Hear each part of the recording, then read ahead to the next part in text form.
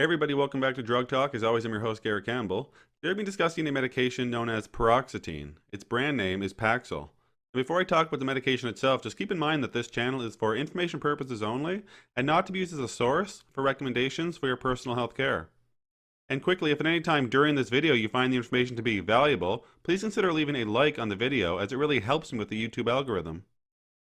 So first off, what will we cover in this presentation? First, we're going to talk about how paroxetine works. We're going to talk about indications or reasons that this medication will be prescribed to patients, contraindications or reasons this medication would not be able to be prescribed to patients. We'll discuss examples of dosing, and then we'll touch on side effects with percentages. So how does paroxetine or Paxil work? So it enhances serotonergic activity in the CNS or the central nervous system. It selectively inhibits the reuptake of serotonin. Now for indications or reasons that this medication will be prescribed. So we see it used to treat major depressive disorder, or MDD. Medication is sometimes prescribed in generalized anxiety disorder. We see it used in panic disorder and social phobia. Obsessive compulsive disorder can be treated with paroxetine. We also see it used in PTSD, as well as premenstrual dysphoric disorder. Now for contraindications, or reason that this medication would not be able to be prescribed to patients, the first one would be if a patient had a hypersensitivity or allergy to paroxetine, and the other contraindication would be if a patient used a monoamine oxidase inhibitor in the previous 14 days.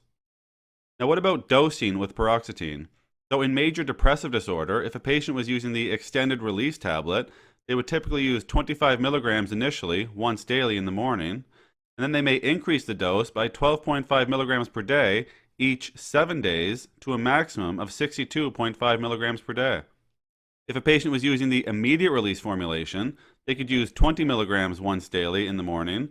They may also increase the dose, but this time by 10 milligrams per day each 7 days to a maximum of 50 milligrams per day. In generalized anxiety disorder, again, if a patient was using the immediate release formulation, they could use 20 milligrams once daily in the morning, and then they may again increase by 10 milligrams per day each 7 days. Now, as with all medications, there are some side effects or adverse reactions that patients may experience while using paroxetine or Paxil, so I'll go over some of those here now. So 2 to 3% of patients may experience palpitations, 1 to 5% may experience vasodilation, diaphoresis or excessive sweating may happen 5 to 14% of the time, and constipation comes in at a rate of 2 to 16%. Diarrhea may happen 6 to 18% of the time, and a loss of appetite may happen 1 to 12% of the time. 4 to 26% of patients may experience nausea, and xerostomia or dry mouth may happen 1 to 18% of the time. Asthenia or abnormal weakness comes in at a rate of 12 to 22%, and dizziness comes in at 6 to 14%.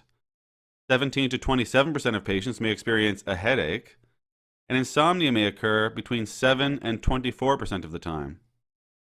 4 to 11% may experience a tremor, and blurred vision can happen up to 5% of the time. 13 to 28% of patients may experience abnormal ejaculation, and 2 to 10% may experience erectile dysfunction. An orgasm disorder may occur in 2 to 10% of patients, and up to 15% may experience reduced libido. 2 to 4% of patients may experience yawning. Now, some more rare but serious side effects with paroxetine would be hyponatremia or low sodium levels, seizure, mania, or serotonin syndrome. That's all we're going to talk about today with paroxetine or Paxil. As always, I'm very thankful you took the time to come by and watch one of my videos.